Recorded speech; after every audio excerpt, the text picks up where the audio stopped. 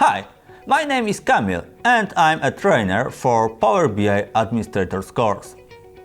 On a daily basis, I support global organizations in the implementation, maintenance and effective use of the Power BI platform. For whom was this course created? The course is dedicated primarily to Power BI administrators, but also to advanced users of the Power BI service, architects responsible for data governance or integration with the Power BI platform.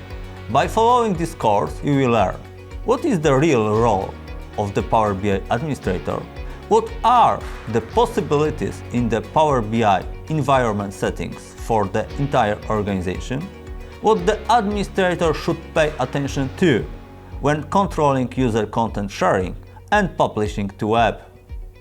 We will introduce you to services such as Pureview Information Protection, Microsoft Defender. We will introduce you to the subject of automatic administration of reports, workspaces, applications and dashboards, thanks to the use of Power BI REST API. During the course, we will cover the topics of managing and monitoring the Power BI service and data gateways as an administrator, and much more.